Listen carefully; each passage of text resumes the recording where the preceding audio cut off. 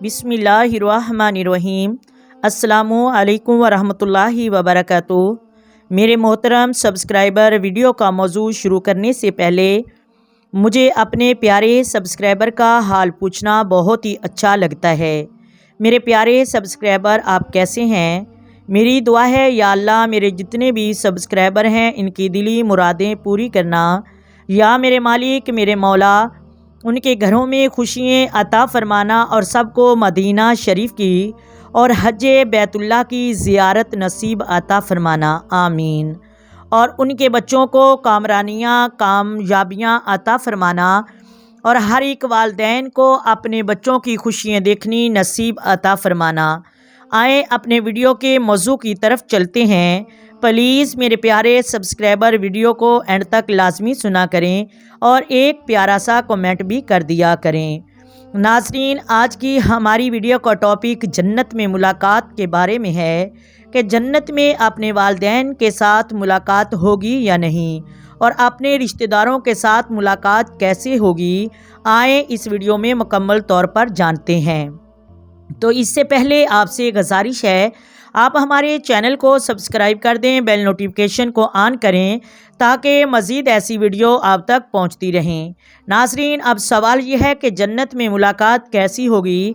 तो सबसे पहले ये जानना ज़रूरी है कि जन्नत एक इनाम है मोमिन लोगों के लिए, जो अल्लाह ताला ने उनके नेक अमाल की वजह से उन्हें तोहफ़ा दिया है। और जन्नत में इस तरह के बागात होंगी, नहरें होंगी, इस तरह के फल और इस तरह के फूल और खुशबुएं होंगी जिनका ज़हन में किसी ने सोचा भी ना होगा और ना ही किसी ने देखा होगा और ना ही किसी ने गुमान किया होगा। ये दुनिया में अगर किसी किस्म की कोई मिसाल दी जाती है, ये सिर्फ समझाने के लिए है, वरना दुनिया की आला से आला चीज़ भी जन्नत के साथ कोई मुनासबत नहीं रखती। जन्नत में रहने वाली हूरें जो नेक अमाल की वजह से दी जाएंगी, इनके चेहरे भी इतने रोशन होंगे कि अगर वो ज़मीन की तरफ देख लें तो ज़मीन आसमान की रोशनी फीकी पड़ जाए, आफताब उनके आगे मंद हो जाए और चाँद तारों की रोशनियाँ ख़त्म हो जाएं।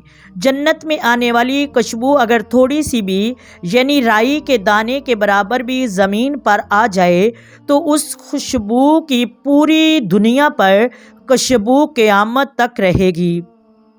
अगर जन्नत में रहने वाली औरतें अपना एक कंगन ज़मीन आसमान के दरमियान लटका दें तो ज़मीन आसमान की तमाम चीज़ों से वो कंगन बेहतर होगा और इनमें लगे हुए सोने चांदी की जो चमक होगी वो आसमां और सूरज की रोशनी से मुख्तलिफ होंगे और इनकी रोशनी को ढांप लेगी जिस तरह सूरज अपनी रोशनी से चांद की रोशनी को ढांप लेता है।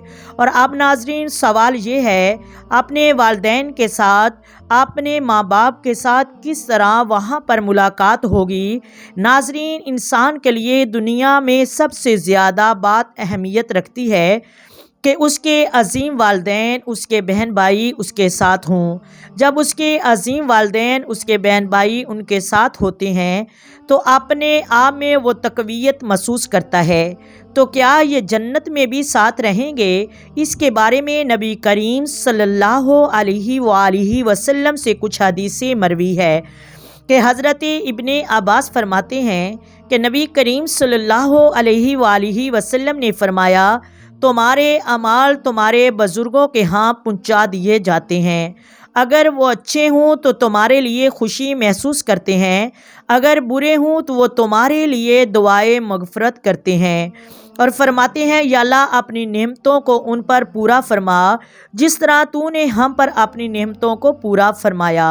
नबी करीम सल्लल्लाहु अलैहि वसल्लम ने फरमाया, कुछ रूहें मकामे अल्लियीन पर रहती हैं और कुछ रूहें नूर की कंदीलियों में रहती हैं।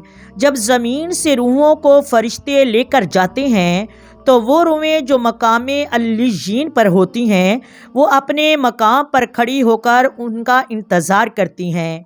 जब वो रूह आती है तो इस तरह खुशी महसूस करती है जिस तरह एक बिछड़ा हुआ मिलता है, बल्कि उससे भी ज़्यादा, और एक दूसरे का पूछते हैं।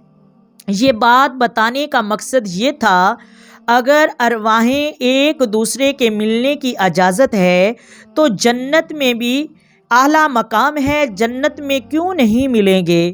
ناظرین، یہ تو ہمیں معلوم ہے کہ جنت ان لوگوں پر واجب ہے جن کے اعمال نیک ہوں گے، لیکن ان لوگوں پر بھی واجب ہوتی ہے جن کے اعمال تو نہیں ہوتے لیکن بعد میں توبہ استغفار کرتے ہیں، انہیں وہ مقام تو نہیں ملتا۔ لیکن اللہ تعالیٰ نے قرآن پاک میں یہ ضرور فرمایا ہے کہ ہم اپنے مومن بندوں کو خوش کرنے کے لیے ان کی اولاد کو بھی وہ مقام عطا فرمائیں گے جو اصل ان کے ماں باپ کا تھا، یعنی ان کے ماں باپ مومن تھے۔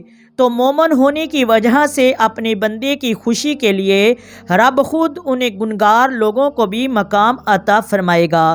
ناظرین، جب جنتی جنت میں جائیں گے تو وہ ایک بازار میں جائیں گے، وہاں پر ایک دوسرے کو باہم ملیں گے اور ملاقاتیں کریں گے اور ایک دوسرے کے لباس وغیرہ کو دیکھیں گے۔ اگر کسی کا لباس بہتر ہوا تو دل میں تمنا کریں گے کاش ہمارا لباس بھی ایسے ہوتا، تو ان کو ویسے کا عطا کر دیا جائے گا، کیونکہ جنت میں کوئی غم نہیں ہے۔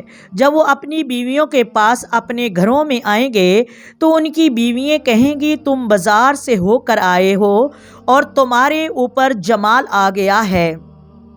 اور جنتی جب آپس میں ملنا چاہیں گے تو ان کے تخت اڑ کر ایک دوسرے کے پاس چلے جائیں گے، اور ایک روایت میں آتا ہے کہ ان کے پاس اعلیٰ قسم کے گھوڑے اور سواریاں ہوں گی جن کے پر بھی ہوں گے، وہ انہیں اڑا کر ان کے پاس لے جائیں گی۔ یہاں پر ان کا جانے کو دل کرے گا، آپس میں ملیں گے۔ جب بھائی بھائی ایک دوسرے سے ملیں گے یا دوست ایک دوسرے سے ملیں گے تو دنیا کی بیٹھ کر باتیں کریں گے، کہیں گے فلاں مقام پر ہماری توبہ قبول ہوئی تھی، یعنی اللہ تعالیٰ کی تسبیح بیان کریں گے، اللہ تعالیٰ کا کرم بیان کریں گے۔